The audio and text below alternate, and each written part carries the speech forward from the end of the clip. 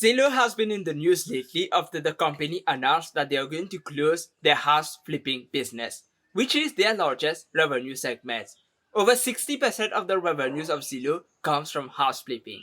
And Cathie Wood, who was one of the largest investors in Zillow, decided to sell most of her shares.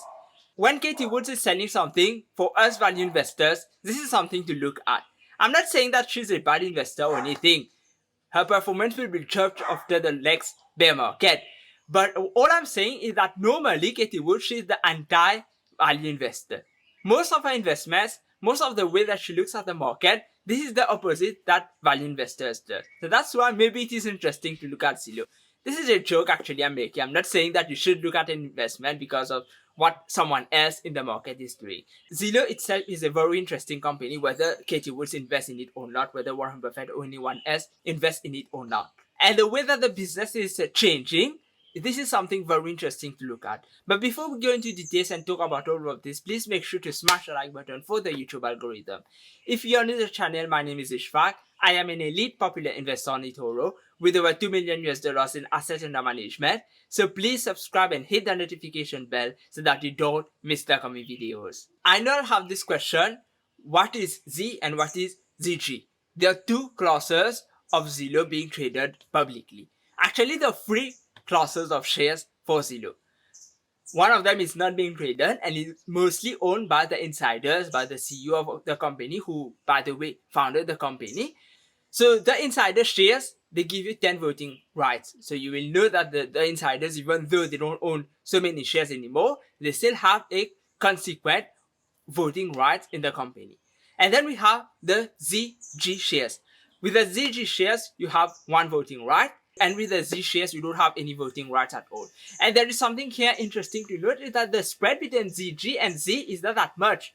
You will see more or less they are the same price. And the number of shares outstanding for both is the same. You can very easily calculate the market cap of the company. But what's interesting is that the spread is very small. So it means people do not really care whether they have the right to vote on this share or not. It's not very important for them. Something very interesting to look at. So which one of them do I own? I don't own any shares of Zillow for the time being. But if in the future I'm going to buy shares of Zillow, I'm going to buy ZG, of course, the one with the right to vote, at least one vote per share. So what is the business of Zillow? They are an online real estate marketplace. So the business of Zillow itself is called Zillow Group. They own many companies. Zillow, which is the largest online real estate marketplace in the US. And then we have Trulia, which is the second largest online real estate marketplace in the US. So they own both companies and they have kind of a moat on the market. When people want to shop for houses or they want to look for a house to rent, they are going to go on Zillow or Trulia. Both of them are owned by the same company, Zillow Group. Today we are analyzing Zillow Group. So if you invest in Zillow, you are owning both of these companies and many other companies. So it's not just the Zillow part. So how does the company make money from that? If someone wants to shop for a home, they are looking on Zillow, they don't have to pay for it. It's free. But then how the company is going to make money? It's by allowing real estate agents to post ads. So real estate agents, if they want to sell a house, they can post ads on Zillow. So this house is going to rank higher. And when people are going to look for houses, they will see this one higher. This is how Zillow makes money from ads. Another business that recently Zillow started, another revenue segment for Zillow, is mortgages. Since the 2008 financial crisis, banks have been not so very active in the mortgage industry. Normally, in the past, banks have been the one giving the most mortgages. But today, this is no longer the case. You will see that many of the largest mortgage lenders in the US are actually non-banks. And one of these companies is Zillow. Of course, the mortgage business of Zillow today is very small, but it is expanding.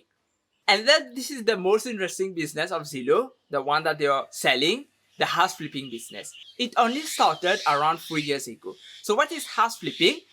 What Zillow is going to do, they are going to buy houses themselves. Instead of allowing people to buy the house, they are going to buy it themselves. So let's say you want to sell your house, you're going to list it on Zillow, and Zillow is going to buy it from you.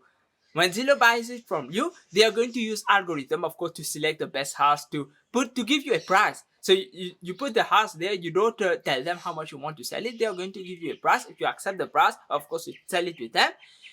They give you your money and then they're going to flip the house, which means they are going to sell it to someone else. And normally they try to do that in 3 to 6 months. So they have these algorithms which is going to determine which houses they can buy low and sell high. But as we always know, trying to do this in the market, in the stock market, in the real estate market, in any market, doesn't work. This is just speculating. You cannot predict prices on such a short term, 3 to 6 months. So they are just speculating. And what happened over the long term, in the last 3 years, Zillow has been doing this business and they actually lost money, a lot of money in this business. Even though house flipping has been the largest revenue segment, year to date, 63% of revenues comes from house flipping. But the pre-tax loss margin on house flipping is 29% compared to 20% pre-tax profit margin on their main business, which they call IMT, which is Information, Media and Technology. So it is a good thing that Zillow realized their mistake. As we said, the company is still managed by the founder himself. The CEO is still the founder, so he understands this business that he entered in. And normally founders of companies, they are a little more entrepreneurial, they are more likely to take risk. And I think that he made the right choice in some way, that he took some risk with this business. But it did not end well, and after 3 years, he is admitting his mistake and moving on. This is something great he's doing. And this is something I really like, that he admitted his mistake. So really, this is a mistake that Zillow made. Many people would have said that it was a mistake back then. And I'm not sure what I would have said, because I did not really know the market back then. 3 years ago, the real estate market have it worked, and maybe I would have disagreed with this decision, because really house flipping on a period of 3 to 6 months, trying to predict how prices of homes will be, it's a little hard. It's speculating, as I said. So they are giving up this business, but on their balance sheet, they have all these houses now. And all of this stuff you will see is listed as inventories, because they are planning to sell all of this. Of course, they are not going to sell it to individuals. It's going to take a lot of time. They are looking for institutional buyers, such as BlackRock. So in the next 2 years, we can expect Zillow to sell all these houses. They have 7,000 houses to be sold, over $3 billion worth. So let's say they can sell half in 2022 and then half in 2023 to get rid of all of this on their balance sheet. And of course, in the next 2 years, by selling these houses, you will see that the revenues of Zillow are still going to be quite high, but still they are going to lose money because this business is not profitable to them. But what about after that? After 2023? The revenues of Zillow are actually going to fall. And maybe this is what the market doesn't really like. Revenues of Zillow are going to fall in 2023 compared to what we are seeing today, because they are selling their largest revenue segment. But the profits of Zillow are going to go up. Maybe the market doesn't understand this. Even though revenues are going to go down, profits are going to go up, because they are closing an unprofitable business.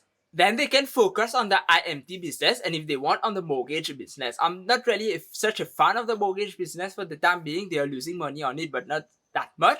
But maybe in the future it can be profitable. It's not as bad as house flipping. But what I really like about Zillow is the IMT business, because this is what they started in, and this is what they are the best at. This is where they really have a moat.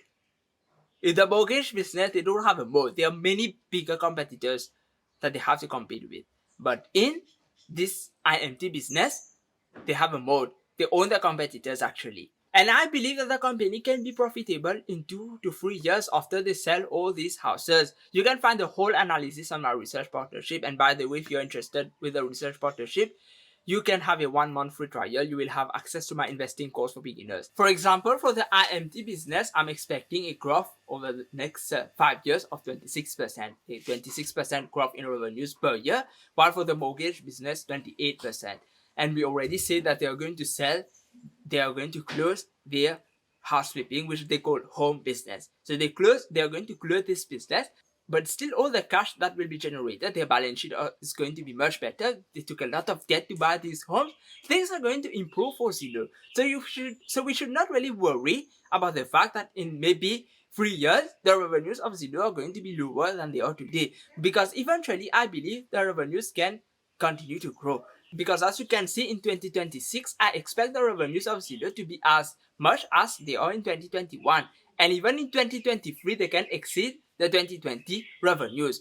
This year and next year, revenues are going to be exceptionally larger because they are trying to sell these homes as fast as possible.